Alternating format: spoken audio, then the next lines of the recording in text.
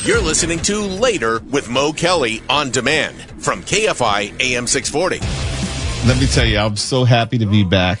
I was doing the Pee Wee Herman dance in the studio. Sam, you saw me. It is good to be back with you here on KFI. I had a wonderful vacation. Absolutely wonderful. I don't know if a lot of people can say that sometimes we put so much weight and expectation and anticipation on a vacation, not trying to rhyme, that it never meets up to our expectations. There's always some level of disappointment. I had a wonderful vacation. The worst part of it was just travel. No shout out to United Airlines. You can kiss my ass. Wow. Okay, see, I was curious about that because how long did it take you to fly to your first destination? First destination, we flew from LA to Washington, D.C., and then Washington, D.C. to Rome. When we flew American last time we went to Europe, we were able to do a direct flight. United, not so much. So we had 5 hours to D.C. We only had like an hour layover. So it's a relatively back-to-back flight. Then we flew 8 hours to Rome. Coming back, we were flying 12 hours from Rome to San Francisco. And I forgot, when we were flying to D.C. and then to Rome, didn't have any internet. So that sucked. Oh, my God. No, you know. So all the movies you packed to watch? No, well, yes. The ones I downloaded, I could watch. Okay. Woo. But I couldn't do the normal internet stuff. I basically just had a video player. Coming back, we had internet, but it was just a cluster truck of other things which were going on. Almost missed our connection. We were on the tarmac for 2 freaking hours, leaving Rome, going to San Francisco for various and sundry reasons, having nothing to do with any mechanical issues. Thank goodness, but still, we almost missed our connection from San Francisco to LA. Long story short, the travel day altogether, we got off the ship at 7 a.m. Rome time, Sunday. We had to wait an hour and a half for our transfer car, which is going to take us directly to the airport. So we left the port, Civita Vecchia, and we went to the port, to the airport. That was another hour transpo. Then we had to wait, and we got there around 9 o'clock. Then our flight was not until 3:40 p.m. We did not actually get in the air until 5:40 p.m. because of 2 hours on the tarmac. Oh. Then we're running through SFO when we got there, trying to meet our connection. Long story short, when you're flying internationally, at least United, back into the United States, you have to go through customs. You have to get your bags and then recheck them on the domestic flight. So you have to wait for your bags. You get your bags. And La Mujer and I were running through the airport. If you've ever been to SFO, the terminals are not close. Yeah, no, they're not. It took us a good 20, 30 minutes to physically get from point A to point B.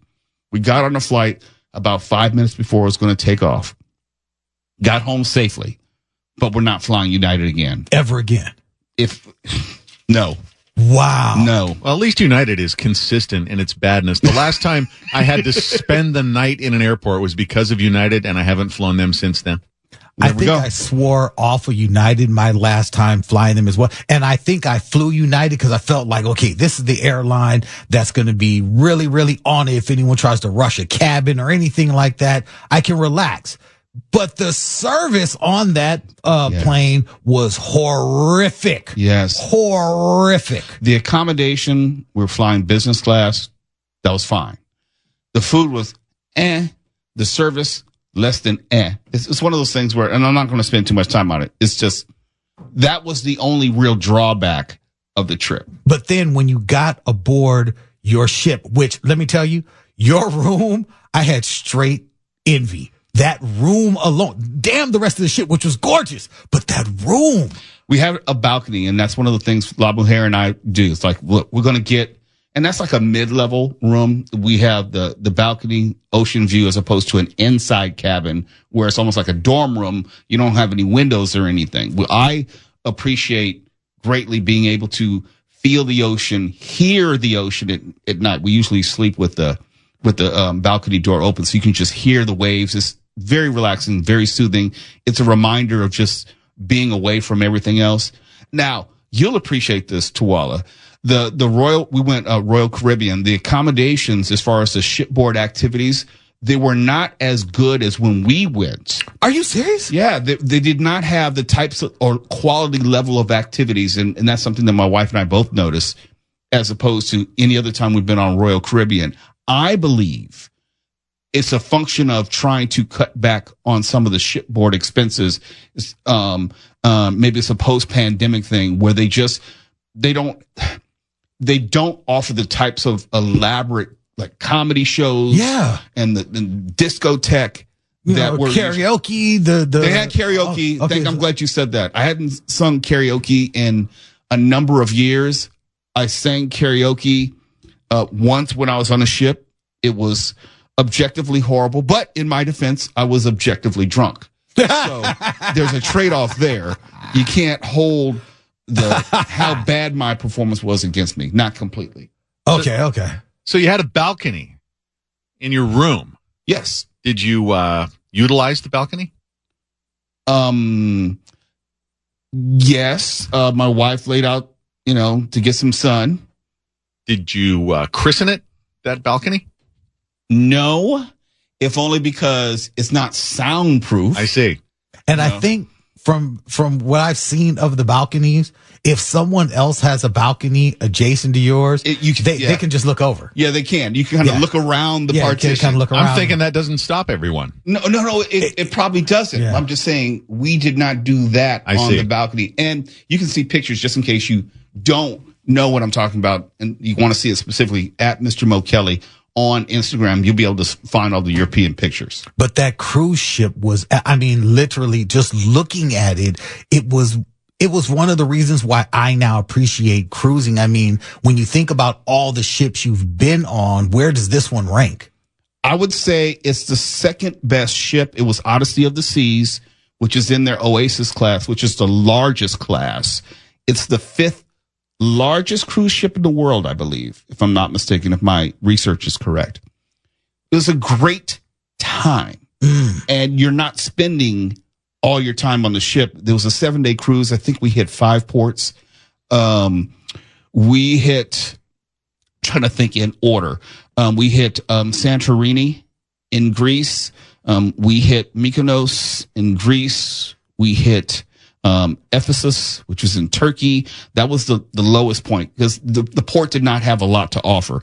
I can say I've been to Turkey, but I ain't been to Turkey. It was fine. And then we closed out with Naples.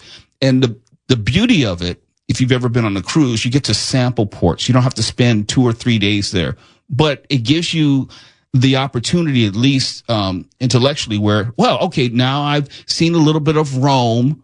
The first time we went, maybe that's the place you want to spend more time. And so this time we spent 4 days in Rome prior to the cruise. And we had a chance, if you see the pictures at Mr. Mo Kelly on Instagram, we had a chance to see Rome, tour Italy, go to Pompeii, go to various places, the Amalfi Coast, for example, get to tour the Italian countryside. And I was in contact with Chef Bruno. He was saying, you need to go here, you need to go there. Chef Bruno, bless his heart, recommended this 5-star Italian restaurant. Yes. But you have to have reservations a month in advance.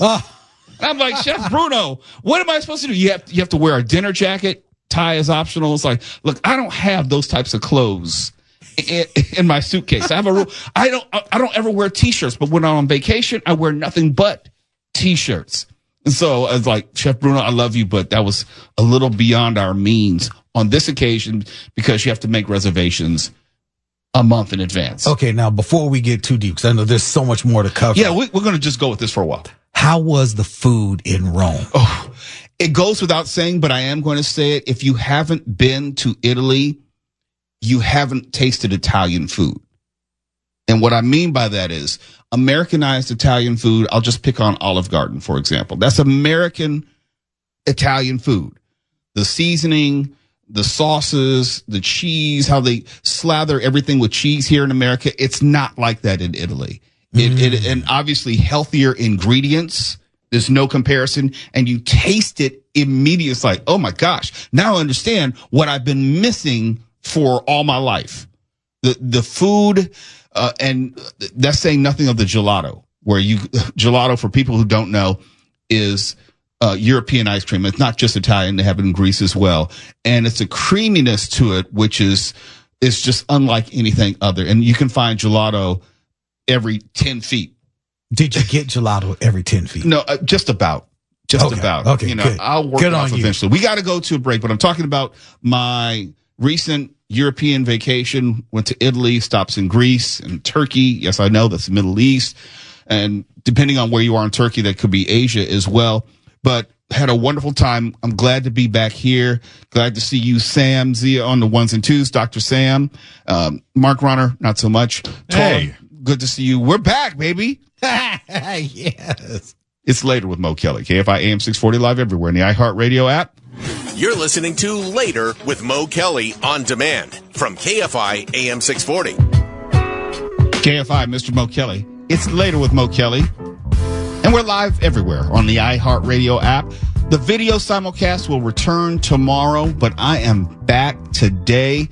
I've been telling you about my European vacation, and I say to anyone and everyone, if you get the opportunity, travel. Travel changes you. Travel helps you grow as a world citizen. You will look at just the world and everything you see and hear in the world just differently. You'll have a very different perspective.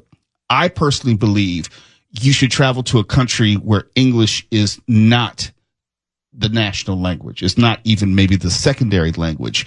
And you will look at a different issue such as immigration just differently. You will have a different level of empathy. You will know what it's like to struggle in a foreign country. I'm in Italy and Greece, and I speak not a lick of Italian or Greek. I would say the language skills of maybe of a 7-8-year-old in Spanish. But knowing enough of that in a Romance language and being in a region where people routinely speak multiple languages, and it helped me get by. And unless you're in one of the high tourist areas in Italy, like Rome, yeah, you'll find English. But if you're in Naples, you probably won't find English, but you'll find a lot of Spanish. And something I didn't know, Italy may have the national language of Italian, but Italian has like 12 different versions depending on where you are in the country. Naples Italian will be very different from Rome Italian, and Venice and Sicily. All of that is just very different. When I was in Naples, you heard more Spanish. There were more Spanish-speaking people. So I got around Naples, no problem. Like Tuala, when I was posting that video of that comic book shop, Star Comics, in the hip center of Naples, They didn't speak any English, but they spoke the hell out of Spanish. So we were fine. Also, comics are the universal language. It is. And thank you for my souvenir. It's magnificent. Love it. You're most welcome. An Italian Daredevil graphic novel. Yeah. Oh, nice. I got the Aliens What If graphic novel. Oh, I got to see that. It's amazing. Okay. It was just a wonderful trip. I enjoyed every minute of it with the exception of United Airlines. Kiss my ass. Now, what was your favorite stop? Because this time around, you all tried different things, having been in the area before. Said, oh, okay, this time around, we're going to do different things. What was your favorite stopping point, getting off the ship? Oh, Mykonos, Greece. Mykonos. If you go to my Instagram, and a lot of people have, at Mr. Mo Kelly, we had lunch. I can't remember the name of it. I think it was like the La Veranda or something like that. We had lunch on the water with an elevated, almost like a banquet table, as if you're at a wedding. You have the wedding couples up high and you'll see it. And my wife and I were having lunch overlooking, I think it's, excuse me, because I'm not real good with geography. I think it's like the Aegean Sea. And we're having this lunch and it's just perfect weather.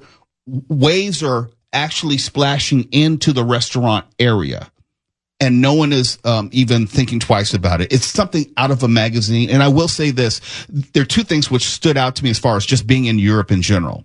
Smoking is still very much a thing everywhere. When I say smoking, I'm talking about smoking cigarettes. I'm talking about vaping. I'm talking about e-cigarettes. Tobacco and all of that is so culturally ingrained in Europe. Even now, and of course that means they're smoking in restaurants. They're smoking absolutely everywhere.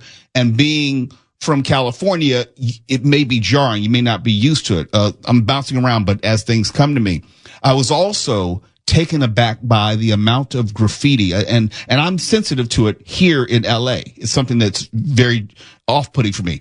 There was so much graffiti in Italy. When I say Italy, I mean all around the country. Wait, graffiti like tagging or graffiti like art? Graffiti like tagging. There was almost no graffiti like art.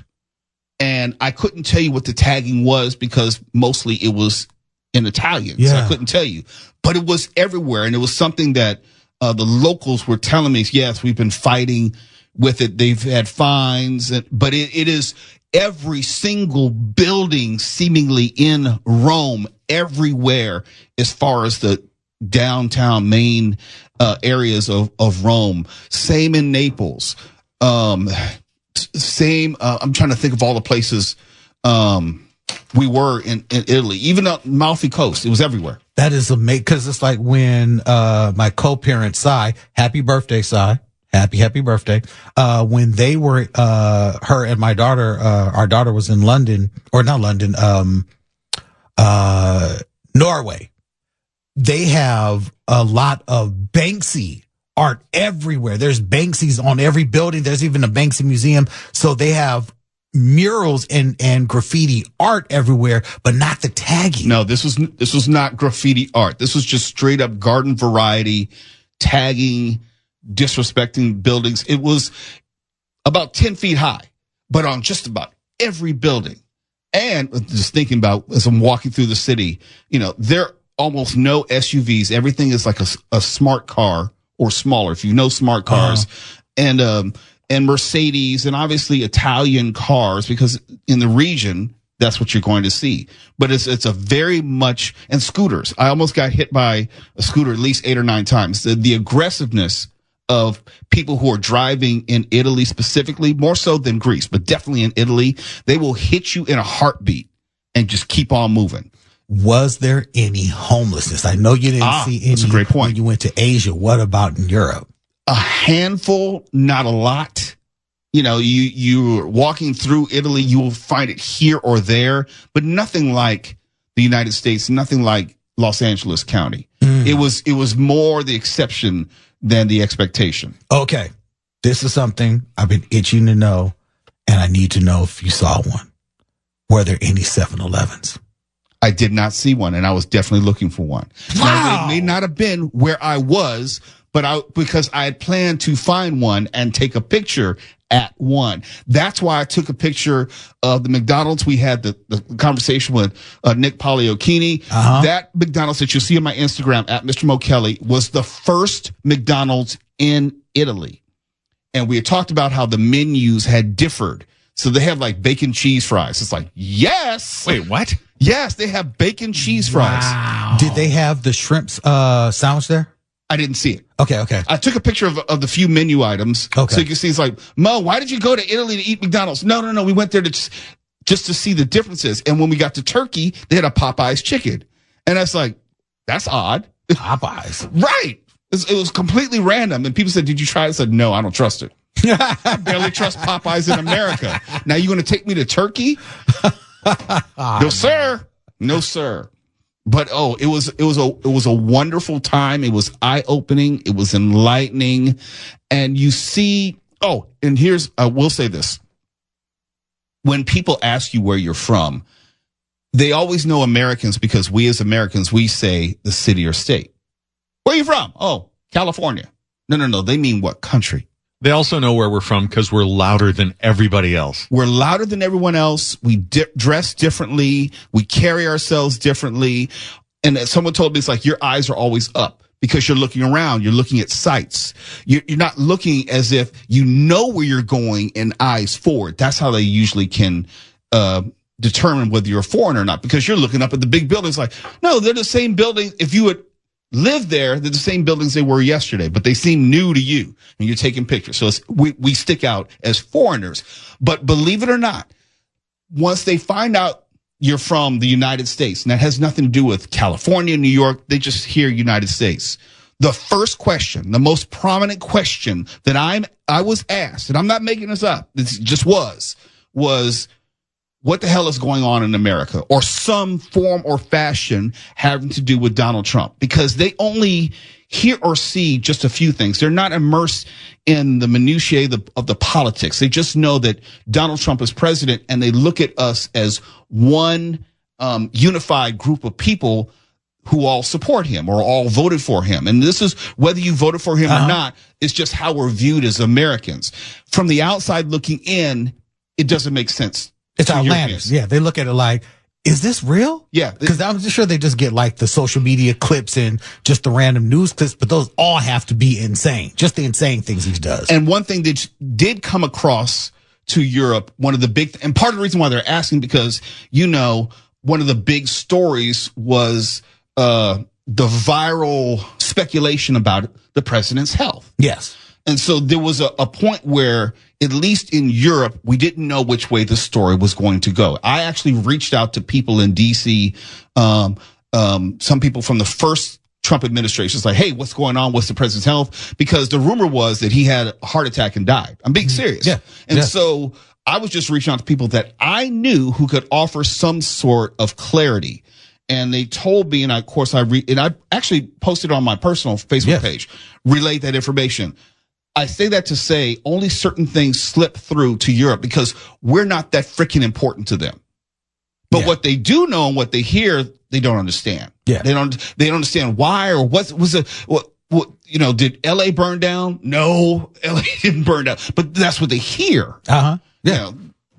Because they're hearing BS. But this is this for me, your trip has just reinvigorated my desire to travel, and I thank you for sending out a message to the crew to let us know that we are going back out on the sea next year. What is it? April. And I Friends and Family Cruise. I cannot wait. It is going to be on and popping. Mark, let's go. Mark, come on. Let's go, Mark. I'll send you off at the dock. I'll throw confetti or whatever people do. Mark, don't be a coward. It's time for the news. Oops. No. I got to go to the news. I'll tell you when it's time to go to the news. Sam, is it time to go to the news? Maybe. Twala, is it time to go to the news? I don't know. I just got back in this chair. Maybe I just want to spend a little more time reminiscing about Italy and Greece and Turkey and Europe. Oh, well, by all means, help yourself. You're listening to Later with Mo Kelly on demand from KFI AM 640. Mr. Mo Kelly, Later with Mo Kelly. Yes, I'm live. I'm back on the air. I'm back in the United States. Yeah, a slew of new followers on Instagram at Mr. Mo Kelly. I appreciate you. Seriously, it's not something that I strive to do. I'm not here saying, please follow me on Instagram. Please follow me on. It's fine for other people. I'm just saying that's just not who I am as a person. In this business is something I have to do. In other words, if I did not work in radio or a public facing job, I would not be on social media. So it's something that I do reluctantly, and I don't take it for granted for those people who may follow me. The reason I mention that is because reviewing portions of my vacation with the help of Twala Sharp, who was asking me questions, there was so much which transpired over the past 12, 13 days. I don't immediately remember all of it. And Twala was helping me recall some of the highs and even the lows, United Airlines, of the trip. So you can see some of the pictures and the stories at Mr. Mo Kelly, MrMokelly. Got to see a lot of Italy. And one of my personal favorites was going to the Amalfi Coast. That was something I'd heard about. I had seen, I had read about, Robin Leach, Lifestyles of the Rich and Famous. It's one of those things that it was very abstract for me. But to actually go there and actually go to a limoncello factory and sample all the different types of limoncello, it was just surreal for me personally. And I do not say that as a brag or boast. I'm saying that as someone who always wanted to travel as a child. And I missed out on certain opportunities. For example, My mother was, she's still with us, but when she was working at South Torrance High School as a vocal music instructor, she took her choirs to France, and they went to Luxembourg and I think Spain and Sweden. It was a whole European tour. I was too young to go. My sister went, older sister went, but I was too young. I think I was maybe in 6th or 7th grade, so I couldn't go. When I got to South Torrance High School, I was a senior, and the next trip that my mother was taking to her class or her different choirs was to the Bahamas. I caught chicken pox 2 days before we were supposed to leave. So I was quarantined and didn't get to go to the Bahamas. Oh, man. Fast forward a number of years, I felt that I lost out on 2 opportunities to travel to different portions of the world. The first trip I took was by myself to the Bahamas. And it was a cruise on Carnival Cruises. So all this kind of starts weaving together. The next trip that I took was solo. Where'd I go? Europe. I went to Spain and spent about 3 weeks or so in Spain. Always wanted to go to a Spanish-speaking country, specifically Spain. Fell in love with Barcelona. Also fell in love with Europe, and that kind of informed where I would travel after that. Fell in love with cruises. I say travel, see the world. You will see America differently, not necessarily more negatively, but just differently. And you realize that there's so much more world than just the United States. We may think that we're the center of the universe, but we're really not. We're really not. Not that what's going on in your life is unimportant. I'm just saying that the rest of the world does not obsess about all things politics like we do. For example, for as much as people want to bash CNN, that's only one portion of it. That's CNN domestic. That's not CNN international. CNN domestic is when you have all the American political fights and you have opinion and you have people, you have this side versus that side, and all they do is fight back and forth. If you watch CNN international or the non-US channel, it's just news. They're just talking about whatever's going on in the world. There's no slant. There's no bias. There's no opinion. It's just, this is what's going on in the world. You just look at things differently. So if you're in an airport, you will be most likely seeing CNN International. If you're in a foreign country, most definitely it's CNN International. You're not going to find Fox News. The closest thing you'll find is maybe Sky News. And I think they have a partnership, but it's not hyper obsessed with American politics. It's a story. It's not even the lead story. It's not important.